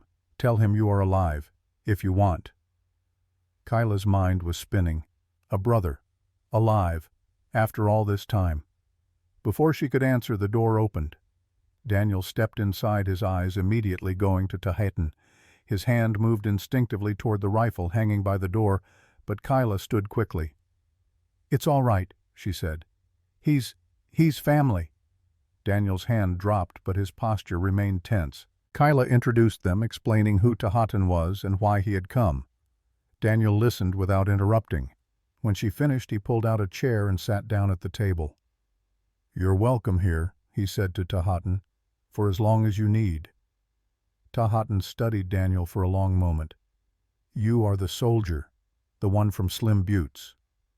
Daniel's jaw tightened, but he did not look away. I am.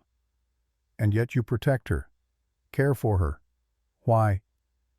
Because it's the right thing to do, Daniel said simply. And because I love her. Tahatan nodded slowly.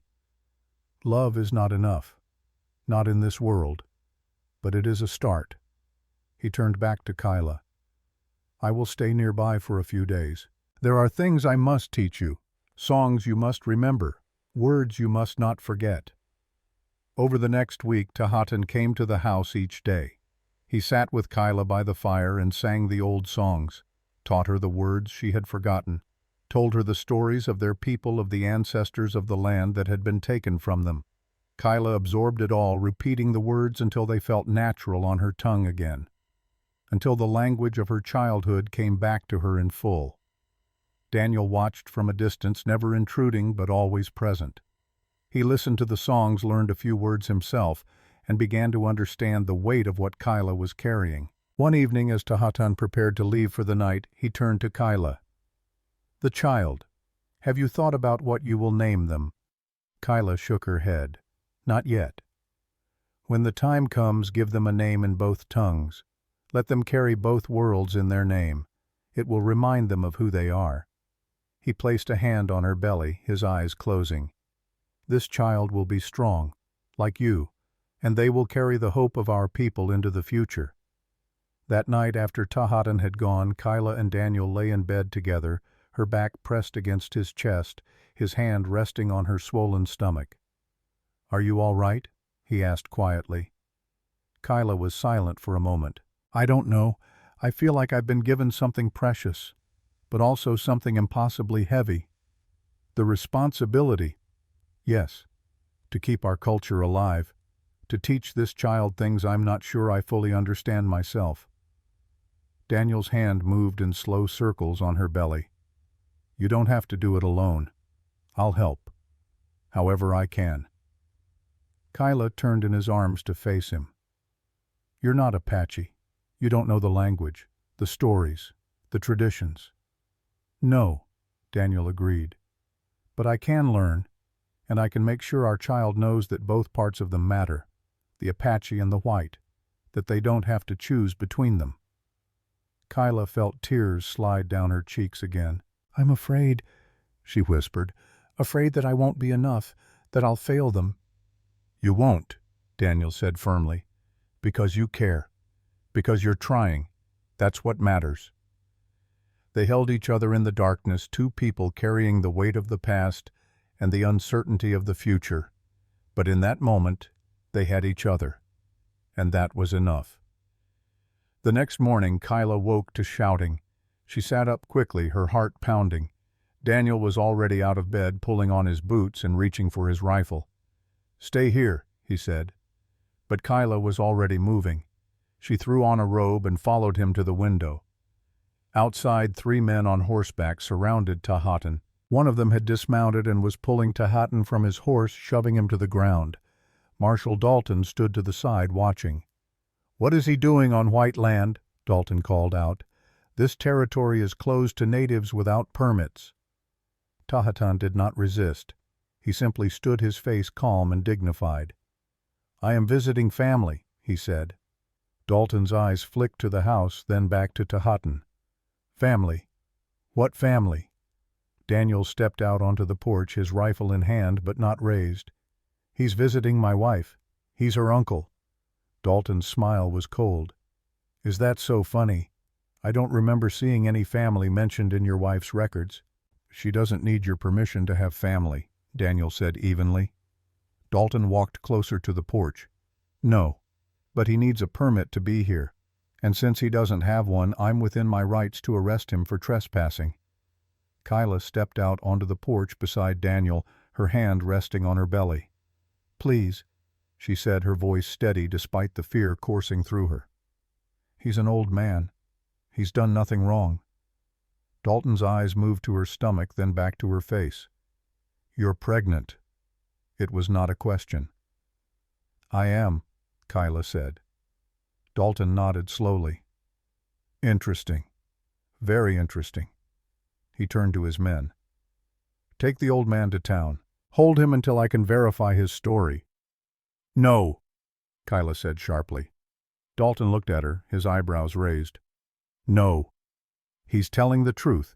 He's my family, and you have no right to arrest him." Dalton stepped closer, his voice dropping. "I have every right. And unless you want to join him in a cell, I suggest you step back inside." Daniel's grip tightened on the rifle. Dalton saw the movement and smiled. "Go ahead, Mr. Reed. Give me a reason." For a long, tense moment, no one moved. Then Martha's voice cut through the silence. "That won't be necessary, Marshal." Everyone turned. Martha was walking up the road, a folded document in her hand. Behind her, the mercantile owner and the blacksmith followed. She walked right up to Dalton and handed him the paper. "This is a signed affidavit from the Territorial Governor's office. It grants temporary residence permits to family members of registered citizens. Mrs. Reed is a registered citizen. Her uncle qualifies for protection under this statute." Dalton unfolded the paper, his eyes scanning the text. "How convenient. When did you get this?" "Last month," Martha said, "when I heard there might be trouble." It was a lie. Kyla could see it in Martha's eyes. But Dalton could not prove it. He folded the paper and handed it back to her. "This doesn't change anything. I'm still watching, and when I find proof, and I will find proof, all of you will answer for it." He turned to his men. "Let him go." They released Tahatan, who straightened slowly, his dignity intact despite the rough treatment. Dalton mounted his horse and looked down at Kyla. "Enjoy your family visit, Mrs. Reed, while it lasts." Then he rode away, his men following. The moment they were out of sight, Kyla's legs gave out. Daniel caught her, holding her steady as she gasped for air. "It's all right," he murmured. "It's over. You're safe." But Kyla knew the truth. It was not over. It would never be over. Not until Dalton was gone. Or they were. Spring arrived reluctantly 3 days after Dalton's confrontation with Tahatan. The thaw came suddenly, heavy rains turning the prairie from white to mud, the frozen ground releasing its grip. The temperature fluctuated wildly, warm days followed by freezing nights, the last gasps of winter refusing to let go. Daniel spent hours each day hauling water from the creek. The barrel outside finally thawed, but the road to town still treacherous with mud. Kyla's body grew heavier with each passing week. Her belly was enormous now, stretching the fabric of her dresses to their limits. She moved slowly, carefully, one hand always resting on the curve of her stomach, where the baby pushed and kicked with increasing vigor.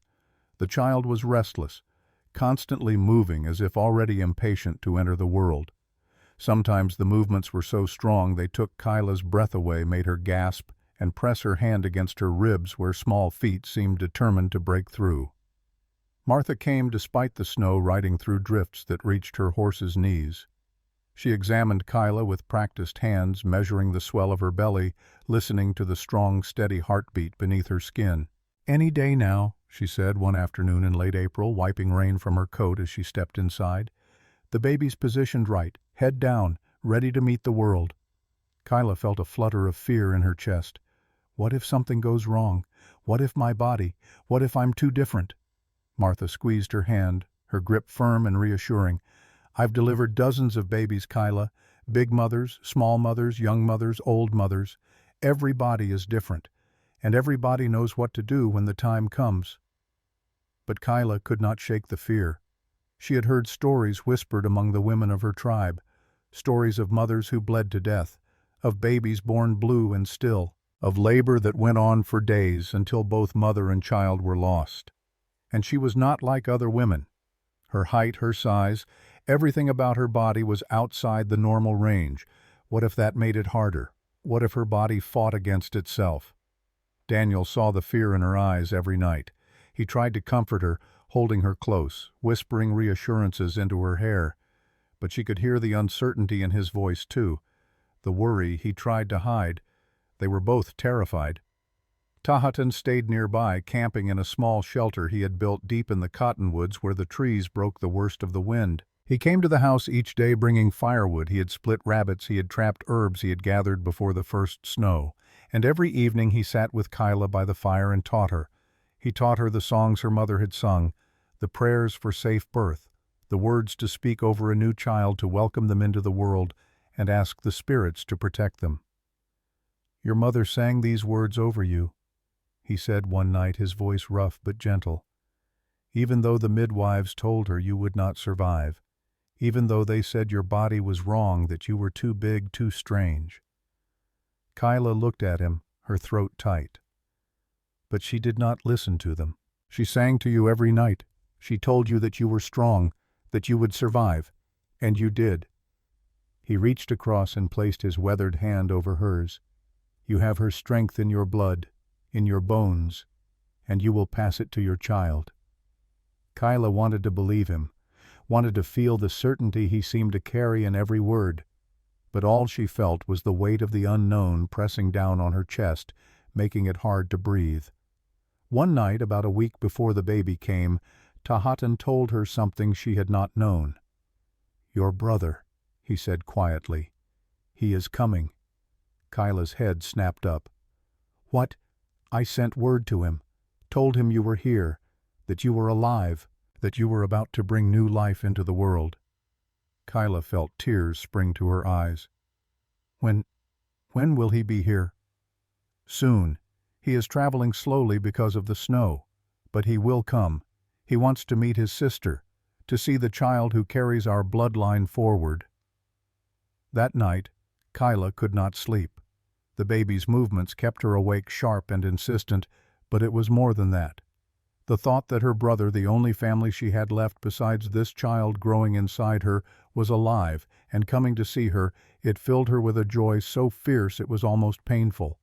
She lay in bed beside Daniel, one hand on her belly, the other clutching his. "Daniel," she whispered into the darkness. "I'm here," he murmured, half asleep. "If something happens to me during the birth, if I don't make it through this—" Daniel's eyes opened fully, suddenly alert. "Don't talk like that." "I have to," Kyla said, her voice steady despite the fear. "I need you to promise me something." She turned to face him in the darkness, her eyes finding his. "Promise me you'll teach the baby about their heritage, about who I was, where I came from. Promise me you'll make sure they know they're Apache, even if I'm not here to tell them myself." Daniel's hand tightened around hers almost painfully.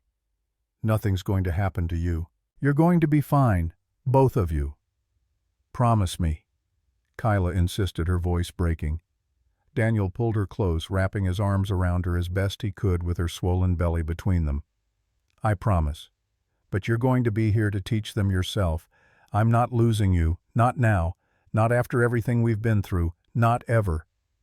Kyla pressed her face against his chest and let herself cry.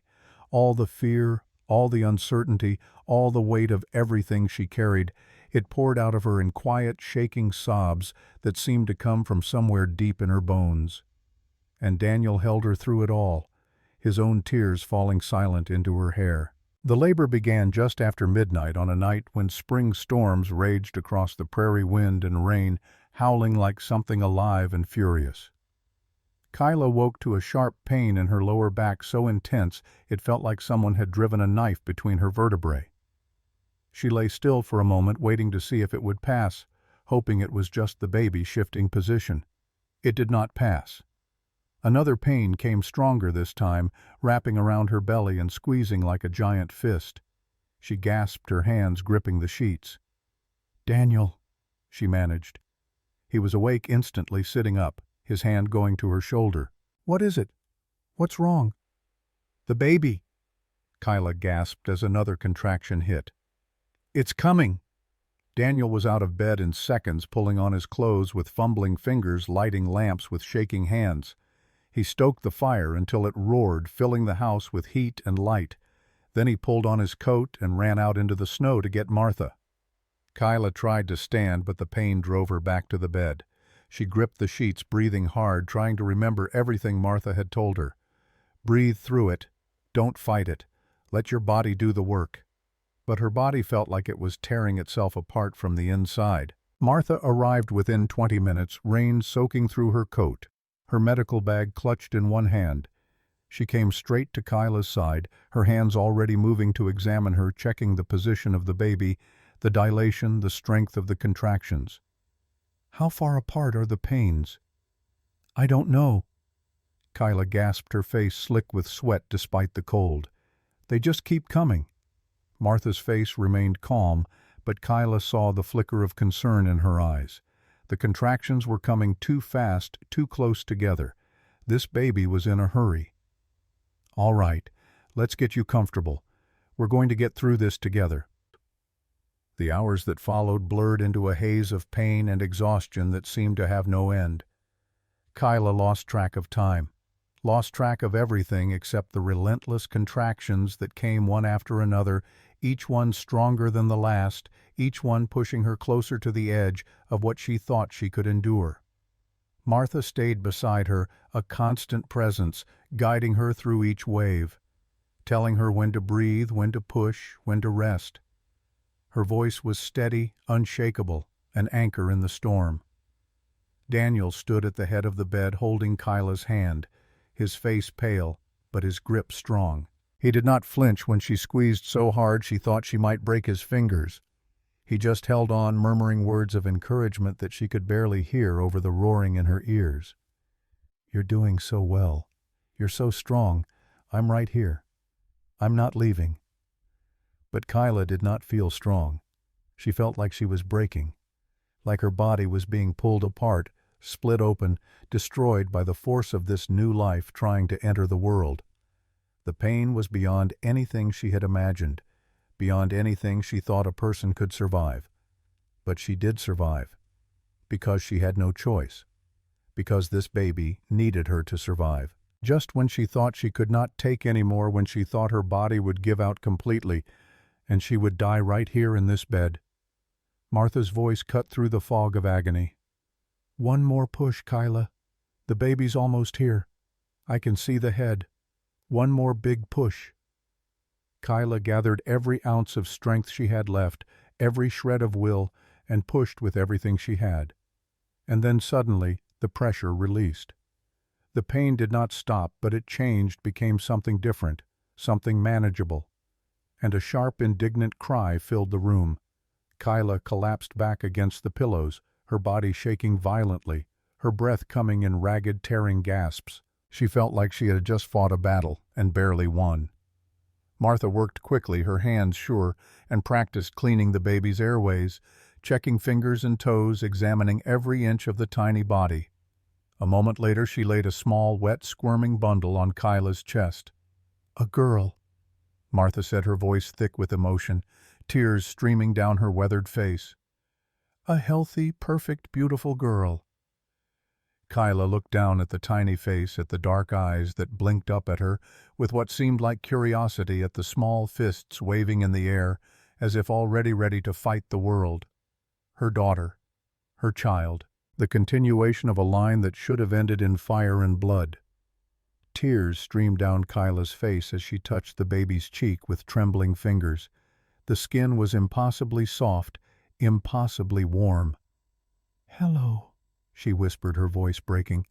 "Hello, little one. I'm your mother." Daniel leaned over them, his own eyes wet with tears he did not bother to hide. He touched the baby's hand with one finger, and tiny fingers immediately curled around it, gripping tight. "She's perfect," he breathed, his voice full of wonder. "She's absolutely perfect." Martha finished cleaning the baby and wrapped her in a soft blanket that one of the church women had brought. Then she stepped back, giving them space, wiping her own eyes. "I'll give you three some time together. Call me if you need anything." She left the room quietly, closing the door behind her with a soft click. Kyla and Daniel sat together on the bed, their daughter between them, and for a long moment neither of them could speak. They just looked at this tiny person they had created, this life that had come from their brokenness, their pain, their unlikely and impossible love. This child who was half Apache, half white, fully, both fully, neither fully, herself. Finally, Daniel spoke, his voice rough. "What should we name her?" Kyla thought of Tahatan's words. A name in both tongues, a name that would carry both worlds, a name that would remind her always of who she was. "Ruth," she said softly, the name coming to her fully formed. "Ruth Nalnish." Daniel looked at her, his eyes questioning. "What does Nalnish mean?" "It means she works," Kyla said, running her finger gently over the baby's tiny hand. "In my language, in Apache, it's a name of strength, of purpose, of someone who builds and creates and does not give up." Daniel smiled, tears still running down his face. "Ruth Nalnish Reed. It's perfect. She's perfect." They spent the rest of the night watching Ruth sleep, marveling at her tiny features, her miniature fingers and toes, the way her chest rose and fell with each breath, the way she frowned in her sleep as if already puzzling out the mysteries of the world. Kyla had never felt anything like this overwhelming, consuming love, this fierce protectiveness that made her want to build walls around this child to shield her from every hurt, every danger, every cruel word. This desperate need to keep this small person safe from a world that had tried so hard to destroy people like them. As dawn began to break outside the storm clearing to reveal the mud-streaked prairie washed clean by rain painted in shades of pink and gold, Kyla whispered to her sleeping daughter, "I will teach you everything I know. I will tell you stories of our people, of the grandmothers and grandfathers who came before. I will sing you the songs my mother sang to me. I will teach you the language that they tried to take from us." She paused, her voice dropping even lower. "And I will make sure you know that you are loved. Always. No matter what. You are loved." Ruth stirred in her sleep, her small mouth working, and Kyla felt her heart swell until it felt too big for her chest, until she thought she might break apart from the sheer force of this love. Over the next few days, visitors came despite the muddy roads and unpredictable spring weather. Martha returned daily to check on both mother and baby, teaching Kyla how to nurse, how to swaddle, how to recognize the different cries and what they meant, how to trust her instincts. Tahatan came with gifts he had made with his own hands. A small cradle carved from cottonwood, every edge smoothed until it was soft as silk. A blanket woven from rabbit fur, warm and impossibly soft. And a tiny beaded pouch filled with sacred herbs to hang above Ruth's bed for protection against evil spirits and bad dreams. He held Ruth for a long time, tears running down his weathered face, whispering prayers in Apache over her tiny head. "You are the hope of our people," he told her, though she was far too young to understand. "You carry us forward. You are the bridge." Even some of the townspeople stopped by people who had once stared at Kyla with suspicion and fear. The mercantile owner brought food jars of preserves and smoked meat to help them through the winter. The blacksmith's wife brought baby clothes her own children had outgrown. The women from the church brought blankets and kind words and casseroles. Kyla was overwhelmed by the generosity. By the way, these people who had once seen her as an outsider, a threat, now welcomed her child with open arms and warm hearts. For a brief, shining moment, she allowed herself to hope that maybe things would be all right, that maybe they could build a life here, that maybe Ruth could grow up safe and loved. But the peace did not last. 1 week after Ruth's birth, on a gray morning when spring rain drummed against the roof, Marshal Dalton returned. Kyla was nursing Ruth by the fire, the baby's small sounds of contentment, the only noise in the quiet house, when she heard the horses. Multiple horses moving slowly up the road. Her heart immediately began to race, her body flooding with fear. Daniel heard them too. He moved to the window, his hand automatically going to the rifle that now hung permanently by the door, loaded and ready. "It's Dalton," he said quietly, his voice tense. "And he brought more men this time.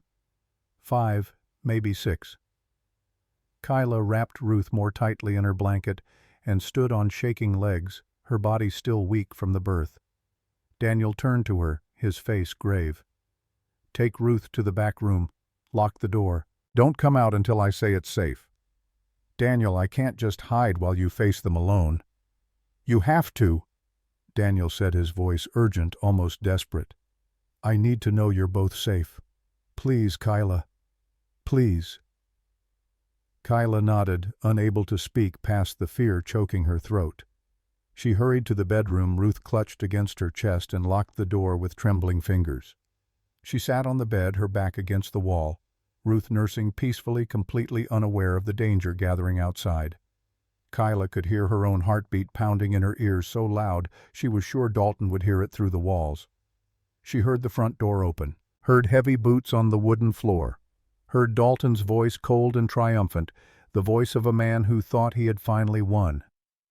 "Mr. Reed, I think it's time we had an honest conversation." "What do you want, Dalton?" Daniel's voice was steady, but Kyla could hear the tension underneath. "I want the truth, and I think I've finally found enough of it to force your hand." There was a rustling of paper, the sound of something being unfolded. "This is a detailed report from Fort Robinson. Description of the escaped prisoner. Height approximately 7 feet 3 inches. Distinctive tribal tattoo on left shoulder depicting an Apache clan symbol. Dark hair, dark eyes, multiple scars on wrists from restraints." Kyla's blood ran cold.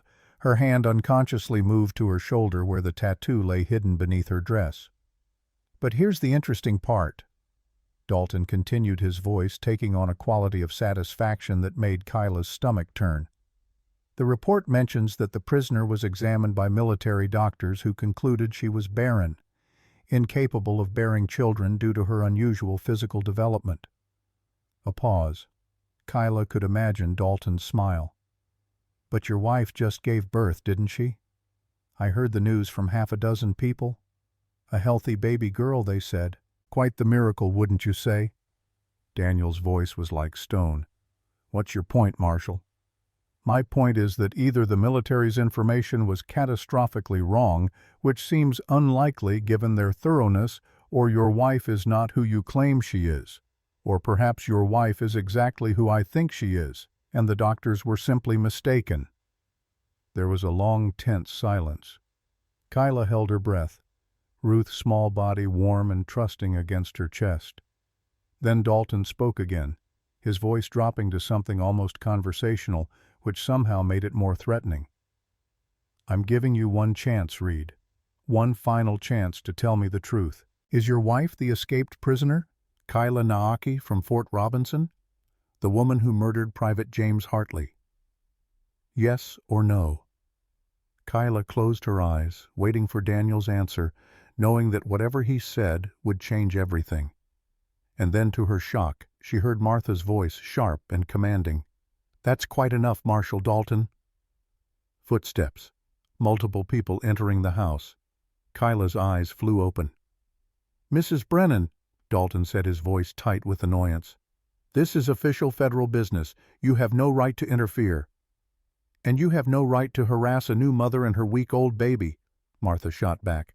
What you're doing constitutes intimidation and unlawful search without proper warrant or evidence. I have evidence right here, Dalton said. You have a report about someone who might fit a general description. That's not evidence. That's supposition and prejudice. Another voice joined in, the mercantile owner, his tone firm. She's right, Marshal. You've been after this family for months now with nothing but circumstantial nonsense. Mrs. Reed is tall, Mrs. Reed is Apache. So what neither of those things makes her a criminal. More voices. The blacksmith. Two women from the church. The saloon keeper. People Kyla barely knew. People she had spoken to perhaps once or twice. All of them were here. All of them were defending her. Dalton's frustration was clear in his voice. You're all fools. You're protecting a murderer. And when the truth comes out, and it will come out, you'll all be considered accomplices. You could all face federal charges for harboring a fugitive. Then bring those charges, Martha said, her voice like steel. But until you have actual verifiable proof, not just suspicious reports and biased assumptions, you need to leave these people alone. There's a new mother in that back room who needs rest and peace, not armed men stomping through her house making wild accusations. There was a tense silence that seemed to stretch forever. Then Dalton's boots crossed the floor toward the door. But before he left, his voice came one last time, cold and certain. This isn't over, Mrs. Brennan, not by a long shot. I'll be back. And next time I'll have everything I need to prove what I already know. Then we'll see you when you have proof, Martha said calmly. Until then, goodbye, Marshal. The door slammed. Kyla heard horses moving away, the sound gradually fading into the distance. She sat frozen for a long moment, Ruth still nursing peacefully, completely unaware that her entire existence had just been threatened. Then the bedroom door opened carefully. Daniel stood there, his face pale but his eyes fierce with protective fury. It's over, he said. He's gone. But Kyla shook her head slowly. It's not over. You heard him. He'll come back. And next time he might have proof we can't explain away. She looked down at Ruth, at this perfect, innocent child who had done nothing wrong except be born. What are we going to do? Daniel crossed the room and sat beside her, wrapping his arm around her shoulders. We're going to protect our family, whatever it takes. Kyla walked out into the main room a few minutes later, Ruth cradled in her arms. Martha stood there with nearly a dozen townspeople, all of them looking at her with expressions that ranged from concern to determination to something that looked almost like defiance. Martha stepped forward, her eyes meeting Kyla's directly. "We know who you are," she said quietly, so only Kyla could hear. "Or at least we've figured it out, and we don't care." Kyla felt tears burn her eyes. "You're risking everything for me, for us. Why?" Martha glanced at Ruth, then back at Kyla. "Because some things are worth the risk. Because what was done to you, to your people, was wrong. and because that baby deserves a chance to grow up with her mother." She looked around at the others, her voice rising slightly. "We've decided, all of us, that we're not going to let Dalton or anyone else take you. You're Ruth's mother, Daniel's wife, and you're part of this community. That's all that matters." The mercantile owner nodded. "We've already started preparing. If Dalton comes back with federal marshals, we have a plan. Martha's network can get you to safety before they even get close." "But your homes," Kyla said, her voice breaking. "Your businesses. If they find out you helped me, you could lose everything." The blacksmith's wife spoke up, her voice gentle but firm. "Then we lose everything. Some things are more important than property or money, like doing what's right, like protecting a mother and her child." Kyla could not speak, could not find words big enough for what she was feeling, so she simply nodded, tears streaming down her face, and held Ruth a little closer. The next morning, before the sun had fully risen, Kyla woke to the sound of a horse approaching. She tensed immediately, her hand moving to Ruth's cradle, but Daniel was already at the window. "It's not Dalton," he said quietly. "It's a young man. Alone. He's—" "Kyla, he looks like you." Kyla's heart stopped. She moved to the window, Ruth in her arms, and looked out at the rider dismounting in the muddy yard. He was perhaps 30 tall, but not as tall as she was, with the same dark eyes, the same sharp cheekbones, the same set to his jaw. He wore white man's clothes, a worker's canvas jacket, and worn boots, his black hair cut short in the white style. But when he looked up at the house, when his eyes found hers through the window, she knew. She knew. Kyla handed Ruth to Daniel and walked to the door on trembling legs. She opened it and stepped onto the porch. The man stood frozen in the yard, staring at her. "Kyla," he said, his voice breaking on her name. "Naki," she whispered. "Little brother." He took a step forward, then another. Then he was running and she was running, and they met in the muddy yard and held each other while the morning light broke over the prairie. "They told me you were dead," he said in Apache, the language rough on his tongue after years of disuse. "At the boarding school they said everyone from our band was dead, that I was the only one left." "I thought the same," Kyla said, her voice muffled against his shoulder.